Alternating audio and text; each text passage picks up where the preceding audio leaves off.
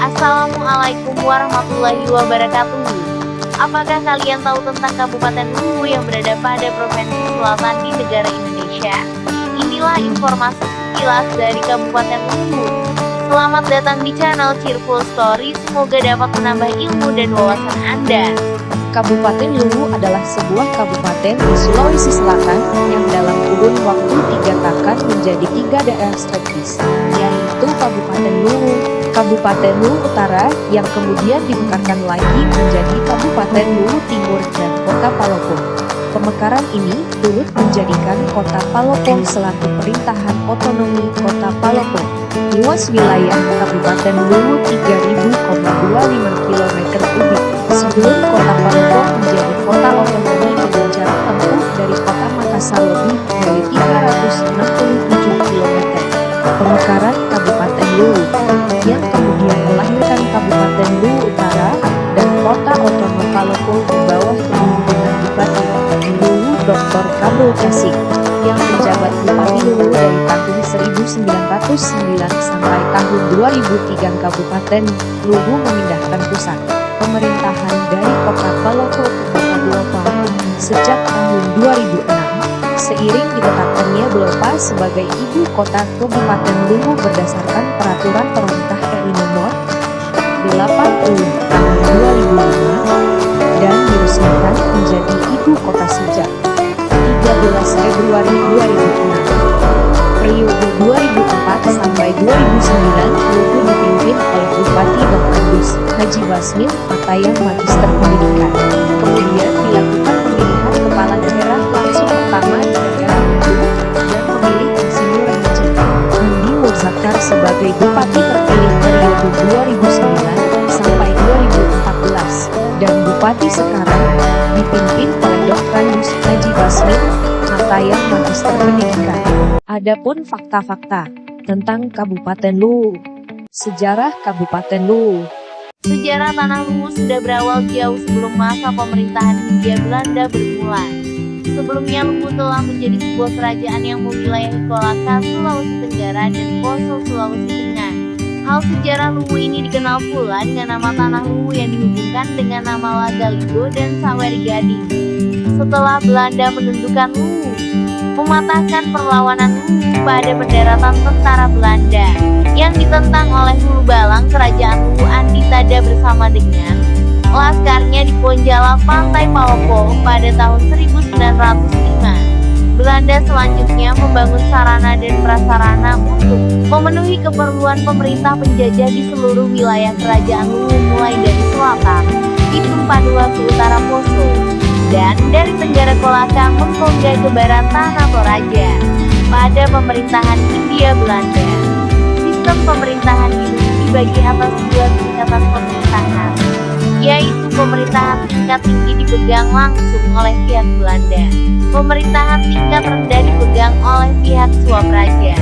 Dengan terjadinya sistem pemerintahan dualisme dalam tata pemerintahan di Luwu pada masa itu, pemerintahan tingkat tinggi dipegang oleh Hindia Belanda dan yang tingkat rendah dipegang oleh Swapraja, tetapi tetap masih diatur oleh Belanda.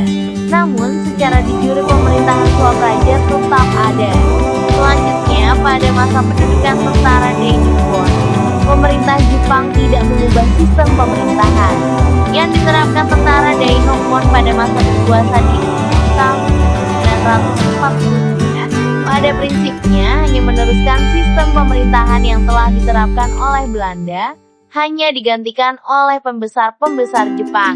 Kedudukan Datu Luwu dalam sistem pemerintahan sipil, sedangkan pemerintahan militer dipegang oleh pihak Jepang. Dalam menjalankan pemerintahan sipil, Datu Luwu diberi kebebasan, namun tetap diawasi secara ketat oleh pemerintahan militer Jepang yang sewaktu-waktu siap menghukum pejabat sipil yang tidak menjalankan kehendak Jepang, dan yang menjadi pemerintahan sipil atau Datu Luwu pada masa itu ialah Andi Kambo Opu Tenrisompa, kemudian diganti oleh putranya Andi Patua yang kemudian bergelar Andi Jeman. Pada bulan April 1950 Andi Jeman dikukuhkan kembali kedudukannya sebagai Datu atau Pajung Luwu dengan wilayah seperti sedia kala. Afdeling Luwu meliputi 5 onder Afdeling Palopo, Masamba, Malili, Tanah Toraja atau Makale, Rantepao dan Kolaka. Tahun 1953 Andi Jema Datu Luwu diangkat menjadi penasehat Gubernur Sulawesi, Itu Sudiro. Ketika Luwu dijadikan pemerintahan Swapraja, Andi Jema diangkat sebagai kepala Swapraja Luwu pada tahun 1957 hingga 1960. Atas jasa-jasa dia terhadap perjuangan kemerdekaan Indonesia, Andi Jema telah dianugerahi Bintang Gerilya tertanggal 10 November 1958, nomor 36.822 yang ditandatangani Presiden Soekarno pada masa periode kepemimpinan Andi Jema sebagai Raja atau Datu Luwu terakhir, sekaligus menandai berakhirnya sistem pemerintahan Swatantra desentralisasi. Belasan tanda jasa kenegaraan tingkat nasional telah diberikan kepada Andi Jema sebelum dia wafat tanggal 23 Februari 1965 di kota Makassar. Presiden Soekarno memerintahkan agar Datu Luwu dimakamkan secara kenegaraan di Taman Makam Pahlawan, Panaikang, Makassar, yang dipimpin langsung oleh Panglima Kodam Hasanuddin. Selanjutnya pada masa setelah proklamasi kemerdekaan RI, secara otomatis kerajaan Luwu berintegrasi masuk ke dalam negara Republik Indonesia. Hal itu ditandai dengan adanya pernyataan Raja Luwu pada masa itu Andi Jema, yang antara lain menyatakan kerajaan Luwu adalah bagian dari wilayah Kesatuan Republik Indonesia. Setelah pembagian wilayah Kabupaten Luwu dari 2 kabupaten menjadi 3 kabupaten dan 1 kota, maka secara otomatis luas wilayah kabupaten ini berkurang dengan Kabupaten Luwu, Kabupaten Luwu Utara, Kabupaten Luwu Timur, dan Kota Palopo berdasarkan batas yang telah ditetapkan.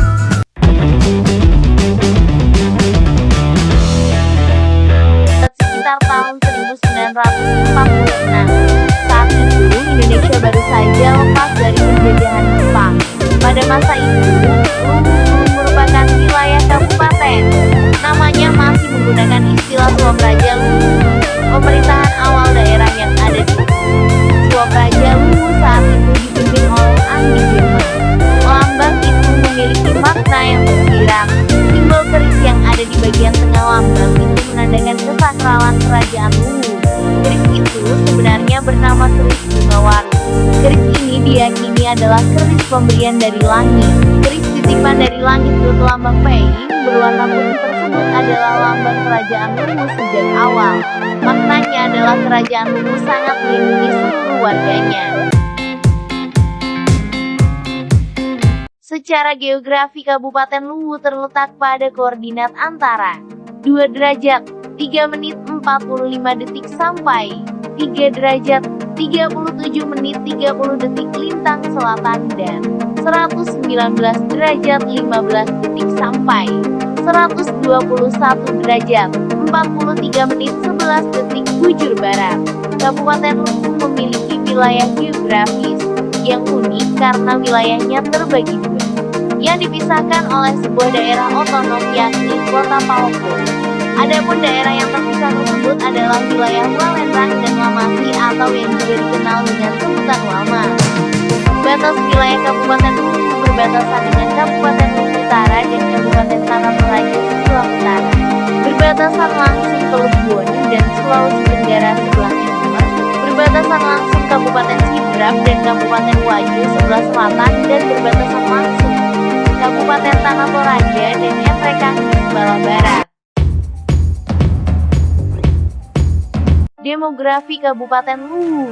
Bahasa resmi instansi pemerintahan di Kabupaten Luwu adalah Bahasa Indonesia. Menurut statistik kebahasaan 2019 oleh Badan Bahasa, terdapat 1 bahasa daerah di Kabupaten Luwu, yaitu Bahasa Toraja khususnya dialektan. Bangsa Kabupaten Luwu yaitu Toraja Makassar. Sosial di Kabupaten Luwu.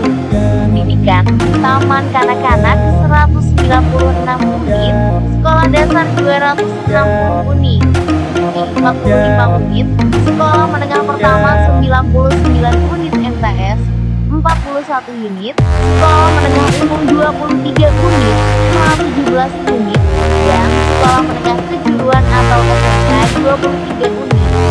Kesehatan, 1 rumah sakit daerah, 22 puskesmas, 111 suku, 22 puskesmas keliling, 74 posisdes, 32 polindes, apotek dan klinik KB, tenaga medis 24 dokter umum, 3 dokter gigi, 12 apoteker, 228 bidan, perawat, kader posyandu dan dukun bersalin. Agama Islam 85,35%, Kristen 14,64%, Protestan 13,4%, Katolik 1,1%, Hindu 0,01%. Pendapatan domestik regional bruto (PDRB), pertumbuhan ekonomi Kabupaten Luwu tahun 2015 mencapai 7,26%. Struktur ekonomi Kabupaten Luwu didominasi oleh sektor pertanian dengan kontribusi terhadap PDRB atas dasar harga berlaku tahun 2015 sebesar 53,55%. Selanjutnya sektor perdagangan, hotel dan restoran 10,31%, sektor bangunan 8,28%, sektor real estate 5,85%, dan sektor industri pengolahan 4,1%. Buah tara. Buah yang satu ini mungkin terdengar asing bagi sebagian orang. Buah ini memang merupakan buah khas dari Kabupaten Luwu, Sulawesi Selatan. Rasanya yang manis membuat buah ini banyak diminati oleh masyarakat sekitar. Sekilas, buah ini tampak menyerupai buah cempedak. Namun jangan salah, buah ini berbeda dengan buah cempedak apalagi dari segi rasa. Buah taras berbentuk dengan kulit agak berambut menyerupai buah rambutan. Namun buah tara juga memiliki kemiripan dengan buah nangka kecuali bagian rambutnya. Daging buah tara berwarna putih dan menyerupai buah nangka namun lebih kecil, tidak memiliki getah serta lebih lembut. Dari segi rasa buah tara memiliki rasa manis dan segar. Dan tidak ada salahnya kalau Anda berkunjung ke Kabupaten Luwu untuk mencicipi buah yang satu ini. Biji buah tara juga bisa dayan sedikit. Masyarakat sekitar biasanya menyangrai biji buah tara sebelum dayan sedikit. Pohon buah tara sangat besar dan tinggi, demikian pula daunnya. Oleh karena itu, tak banyak orang yang berani memanjat pohonnya. Malahan ada yang hanya menunggu buahnya jatuh. Pacul.